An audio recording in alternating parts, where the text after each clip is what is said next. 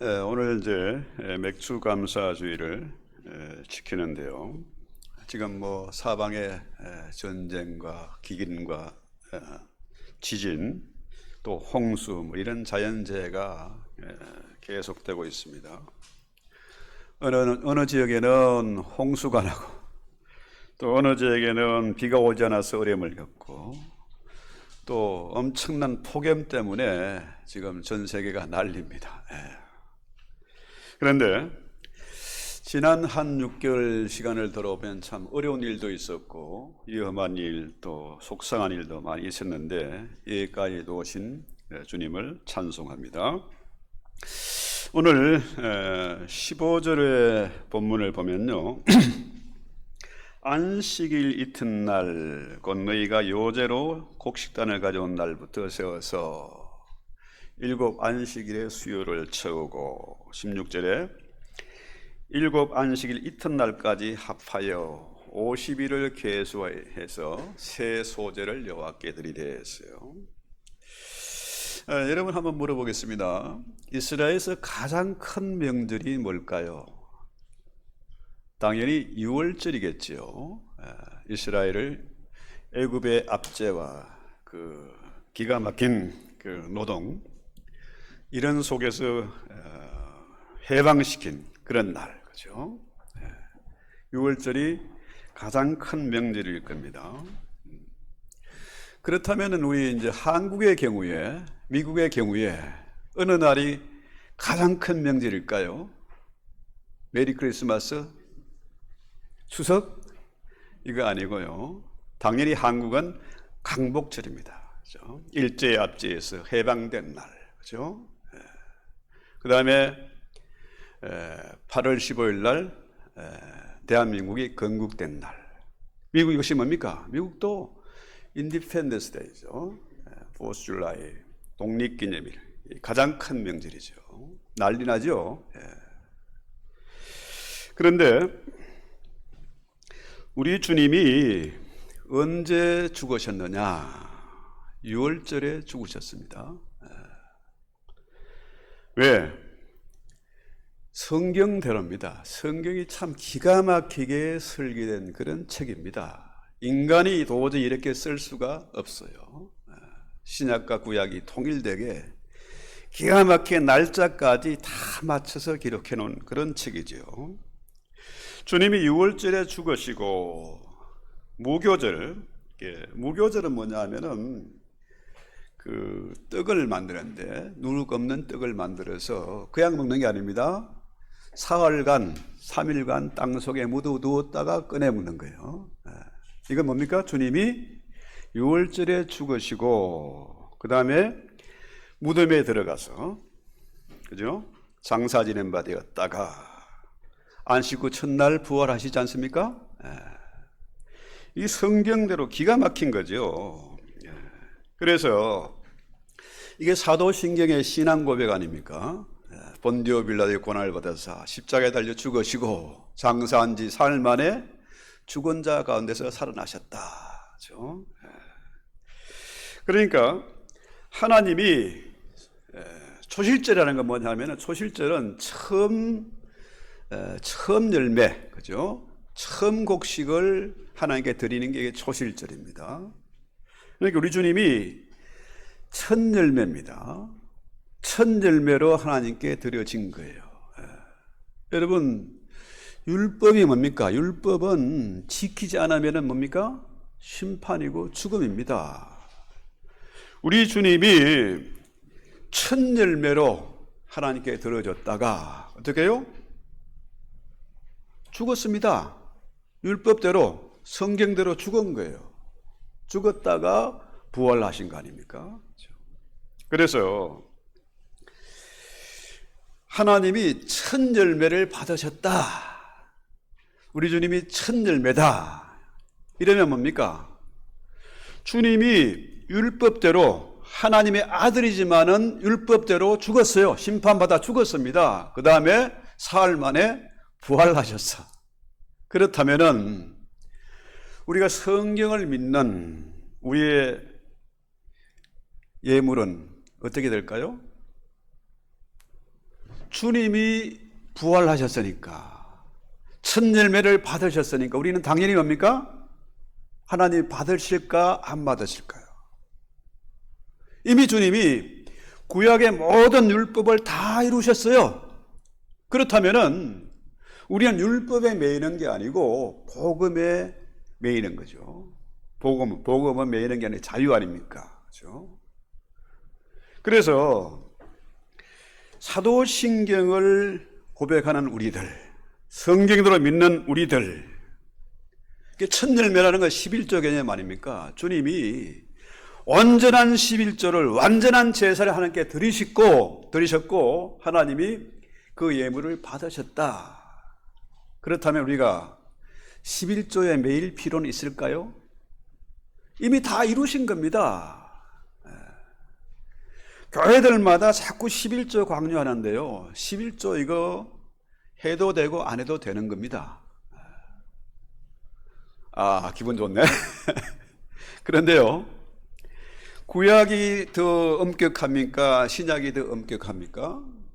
구약의 하나님 무서운 하나님이고 신약의 하나님은 사랑이 많으신 하나님? 그 아니잖아요. 구약의 말씀보다 더 엄청난 것이 신약입니다. 구약에는 11조만 드리면 됐는데 신약에 뭡니까? 모든 것이 다 누구의 것? 주님의 것이다. 하나님의 것입니다. 그렇죠? 그래서 율법에 매여서 11조 하는 게 아니고 우리는 뭐라 그래요? 믿음으로, 복음을 믿기 때문에 믿음으로 감사하는 거죠. 자, 구약에는 살인하지 말라, 도둑질하지 말라 그러는데요. 살인하면 어떻게 해요? 도둑질하면 손 하나 자르는 거 아닙니까? 그런데 신약엔 뭐예요?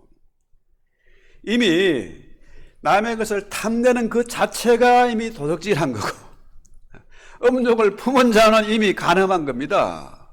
그렇다면은 신약이 더 엄격합니까? 구약이 더 엄격합니까? 신약이죠, 당연히. 율법이 중요한 것입니까? 믿음이 중요한 겁니까? 믿음이 중요하잖아요. 믿음이에요. 우리는 율법에 매여 사는 사람이 아니고 복음을 믿음으로 우리는 구원 얻는 하나님의 자녀, 그죠? 하나님이 우리의 기도를 들으실 수밖에 없는 그런 자리에 와 있다, 이 얘기죠. 그렇다면 우리가 더 이상 구원에 대해서, 구원 문제에 대해서 두려워할 필요가 없습니다. 염려하고 근심할 필요가 없다는 거죠. 자, 여러분, 주님이 6월절에 죽으시고 초실절에 부활하셔서 40일 이상을 이 땅에 계시지 않습니까? 여러 사람들에게, 제자들에게도 나타나고 500의 형제에도 나타나고 그러잖아요. 그런데 여러분, 주님이 정확하게 77절, 오순절은 77절이라고. 왜? 7안식일 그 다음 날이니까 77이 49, 그 다음에 50일째. 주님이 어떻게 해요? 뭘 보내셨습니까? 성령을 보내셔서, 그렇죠? 성령을 보내셨다. 오순절은 성령이 우리에게 부어진 날이다, 그렇죠? 오순절 날에 마가연의 다락방에 성령이 임하니까 어떻게 됐어요?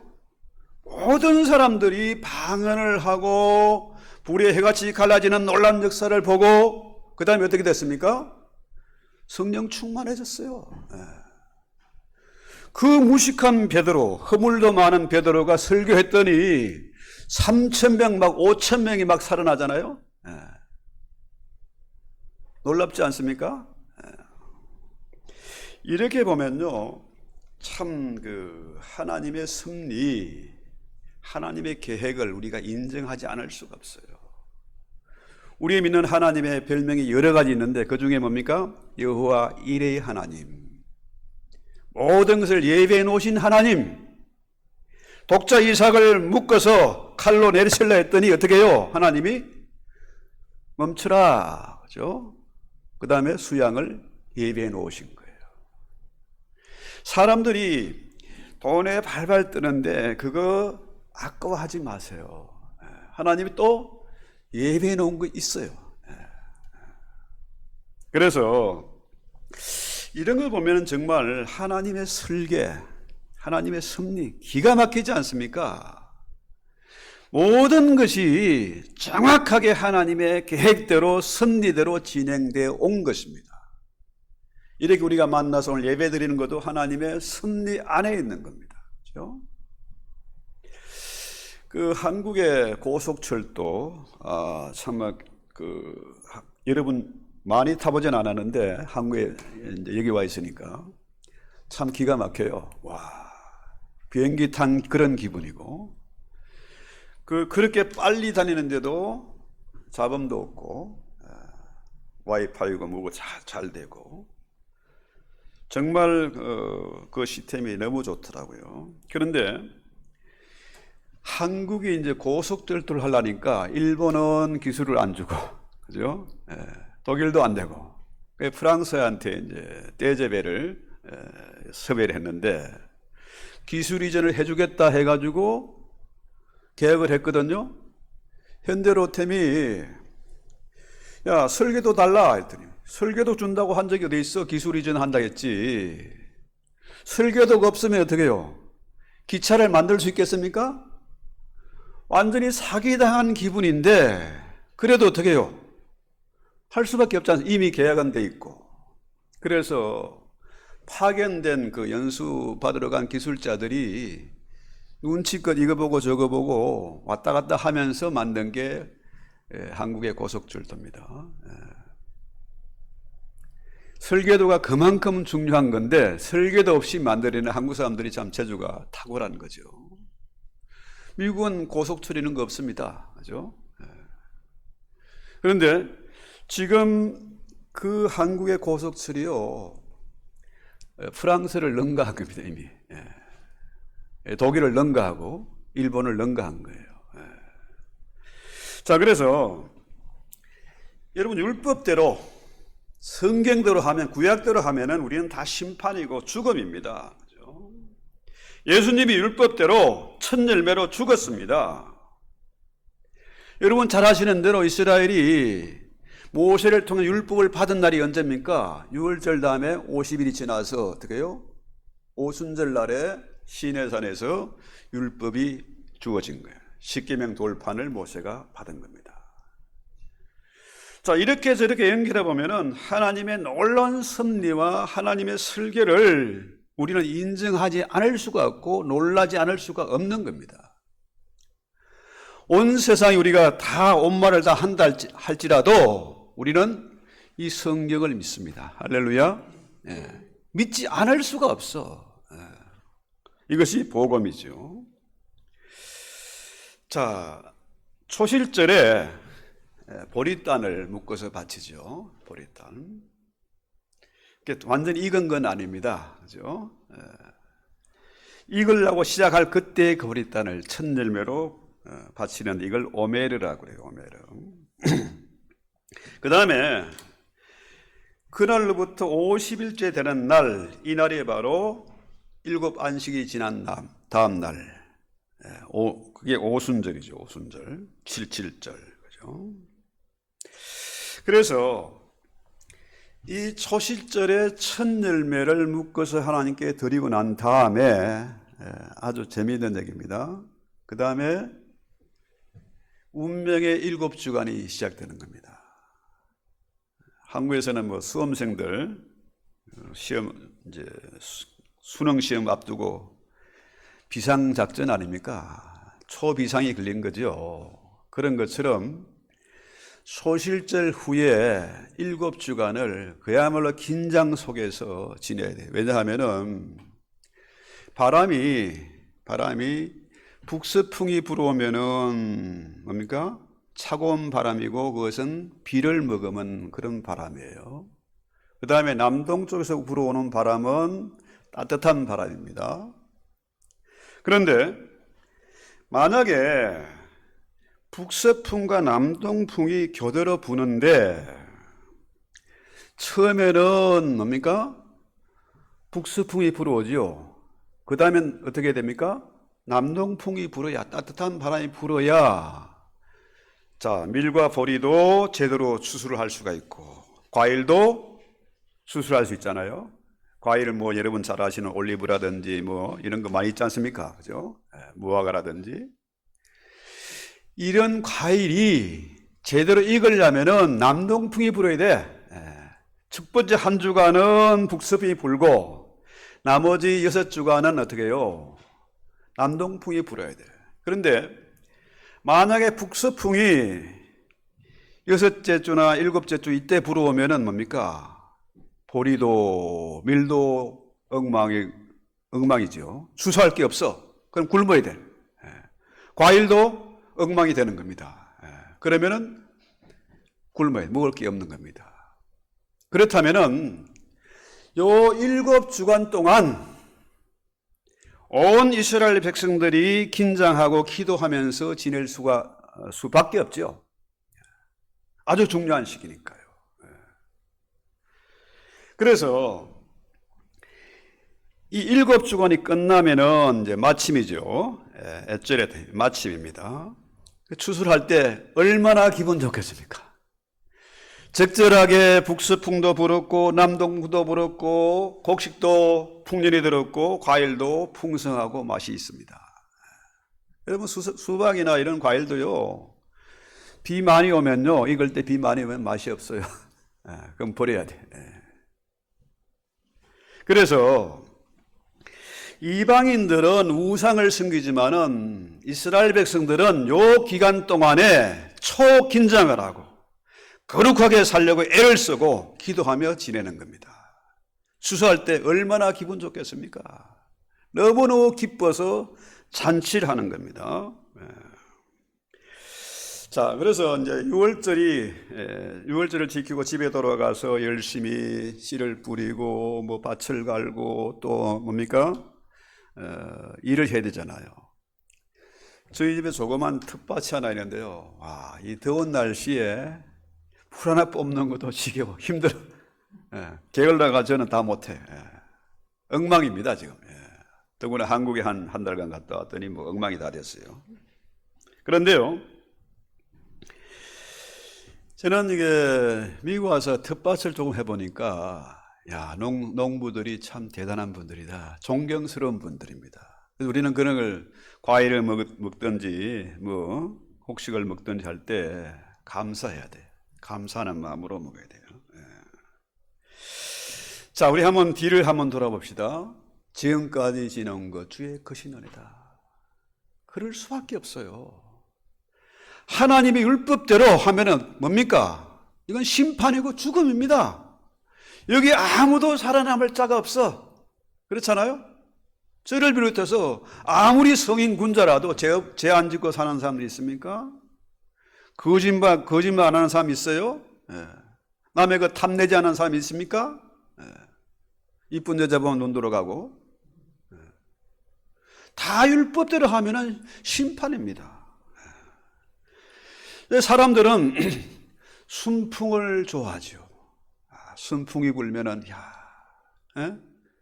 얼마나 기분 좋아.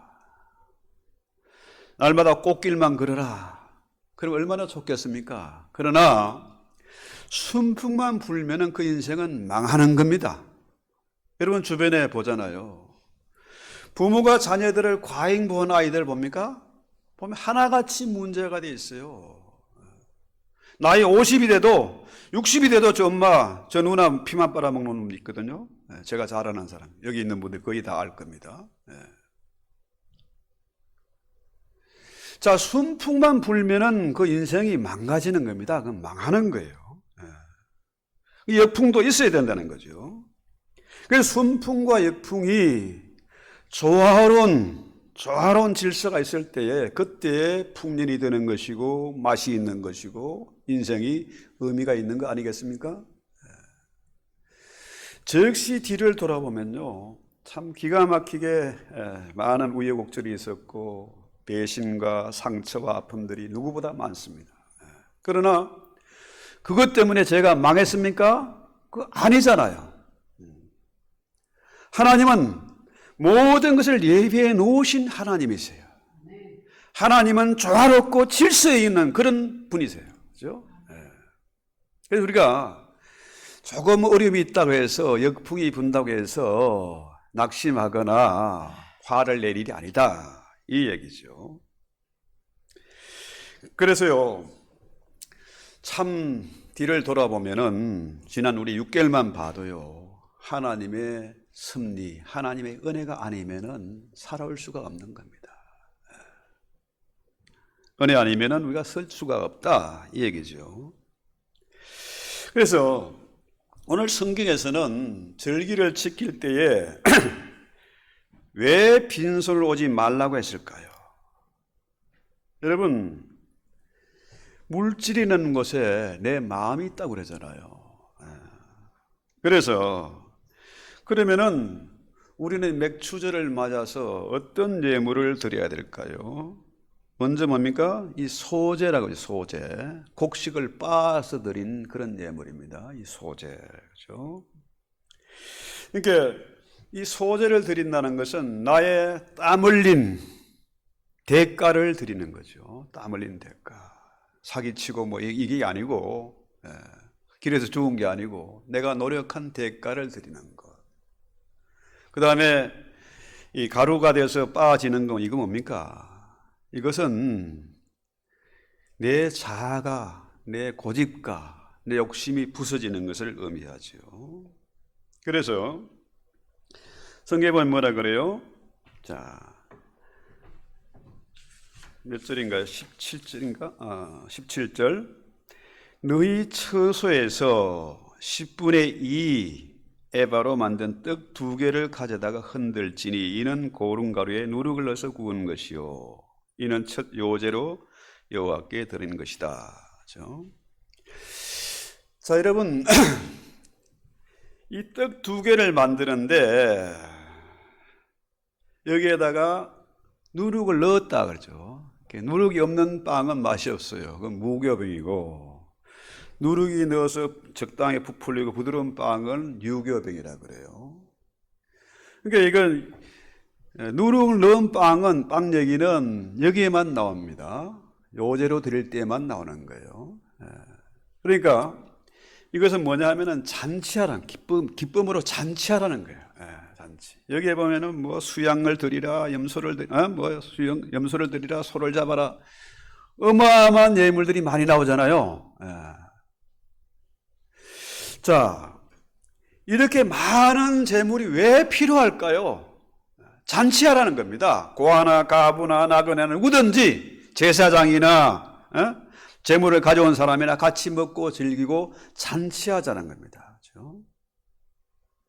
그래서 너희 처소에서 이건 뭡니까? 미리 좀 준비하라는 거예요. 준비된 예물을 드리라는 거죠. 그래서 고린도후서 9장에도 보면 바울이 뭐라 그래요?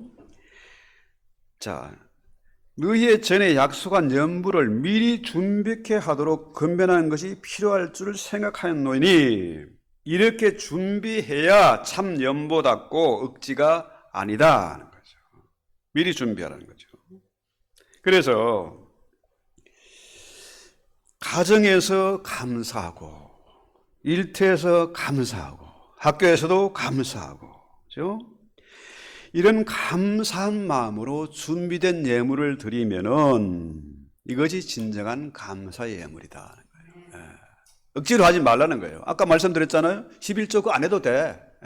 그게 매일 필요가 없다는 거죠. 감사한 마음으로 드리라는 거죠. 그 다음에 18절에 보면은 여기에 뭐 어린 수소 2마리, 어린 양 7마리, 뭐 수양 2마리, 많은 예물들이 나오잖아요. 또 수염산으로 속죄제를 드리며 1년 된 수양 2마리를 하목제로 드리라. 이 소제라는 것은 곡식으로 드리는 제사는 따로 그것만 드릴 수 없어요. 언제나 짐승에 피로 드리는 제사, 화제가 반드시 필요하다는 거죠.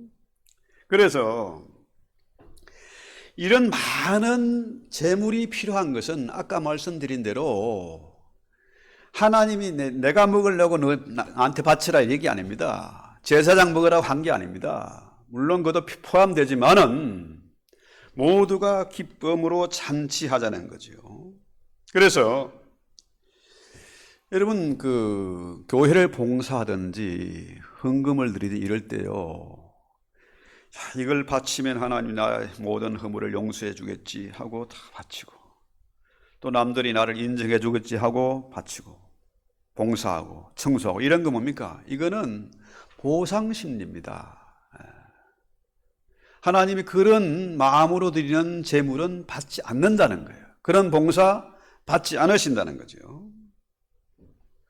그래서 우리가 예배하면서 헌금을 드리고 하는 것은 뭡니까? 보상 심리로 하는 것이 아니고, 지난 세월들을 지금까지 지나온 것을 돌아보니까 주의 크신 은혜다는 거예요.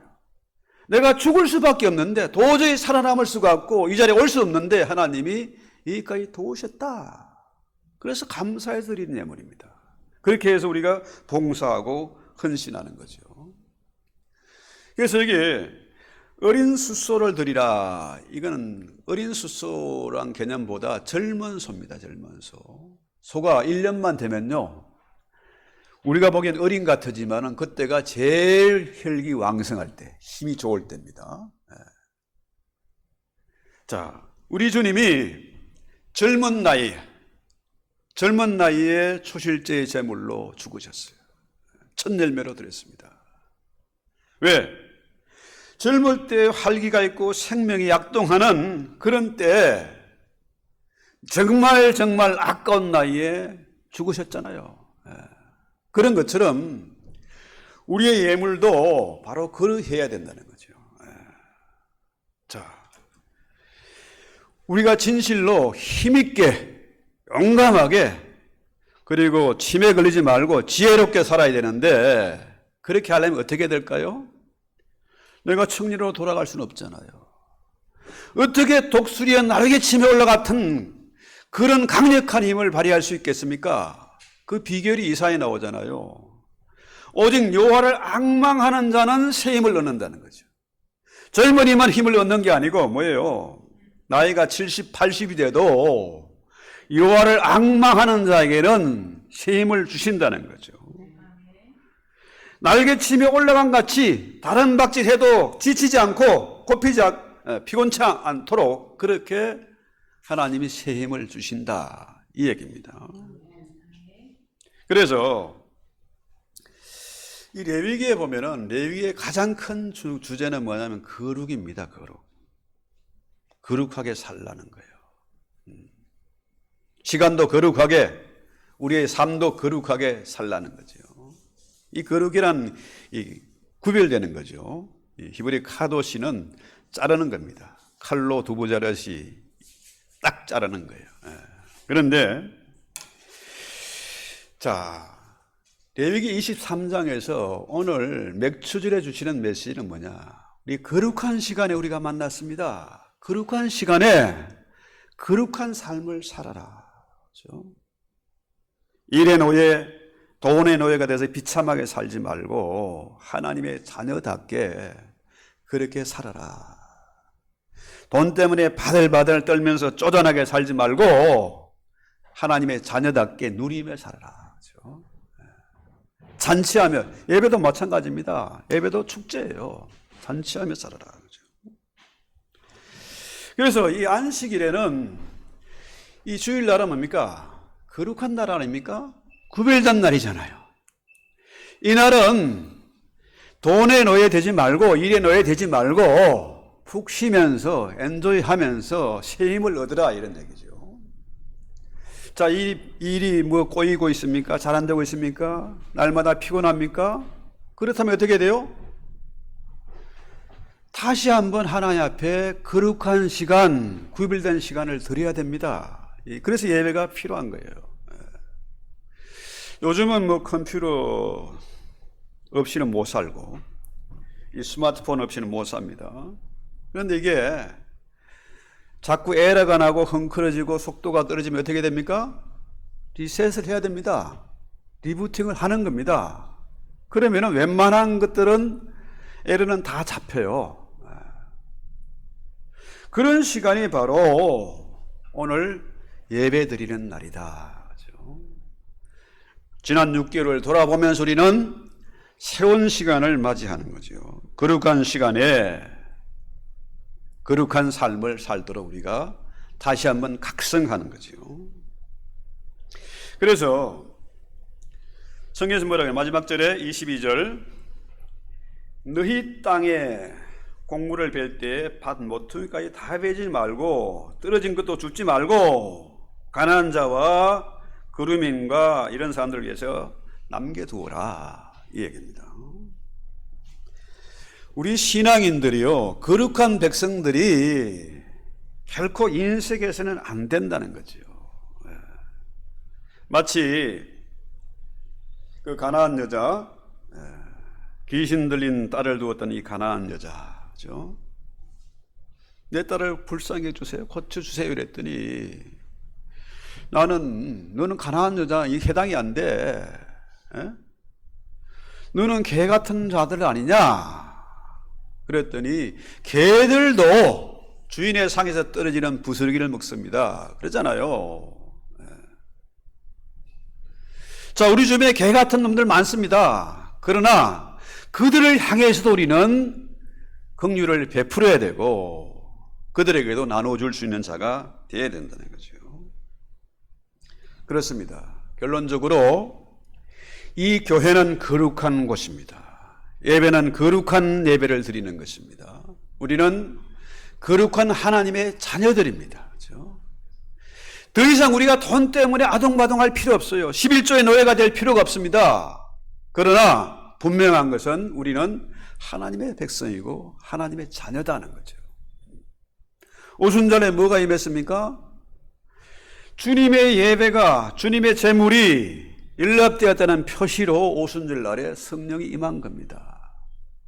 예수가 무덤에서 죽어서 끝난 게 아니고 그가 부활하셔서 하나님 우편에 앉아 계시구나.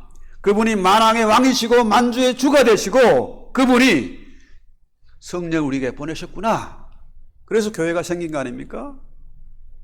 그러면 결코 성경을 불신해서는 안 됩니다. 성경이 진리고 성경이 캐논이기 때문에 우리 성경대로 믿고 살아야 되겠다는 거죠.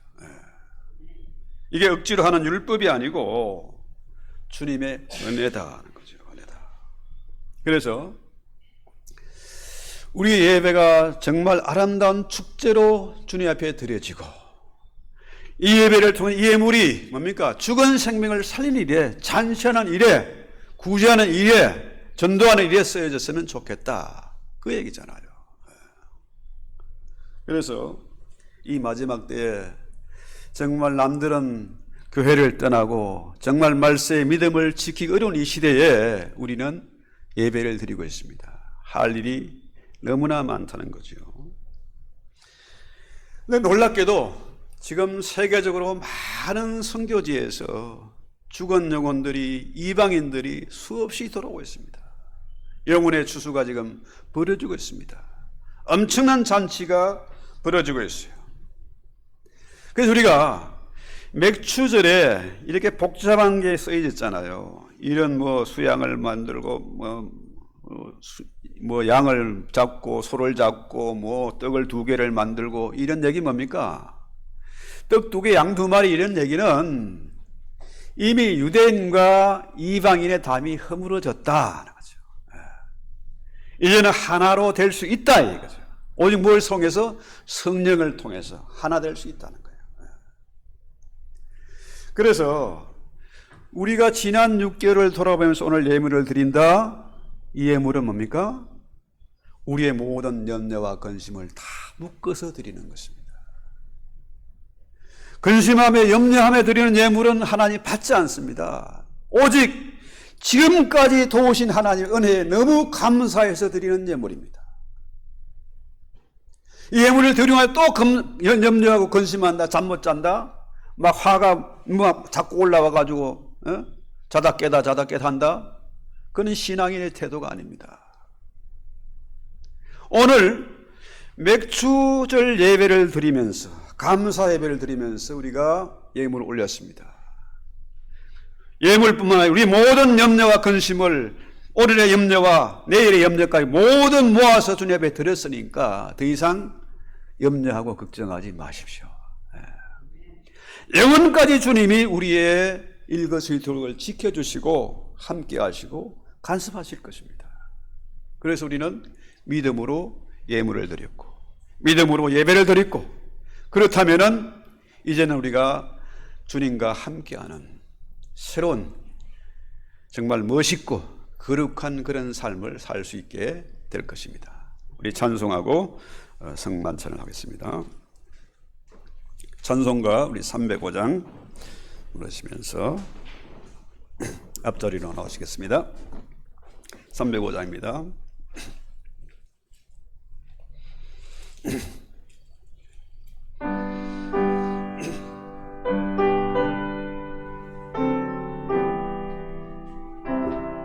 강도사님 앞으로 좀 나오십시오.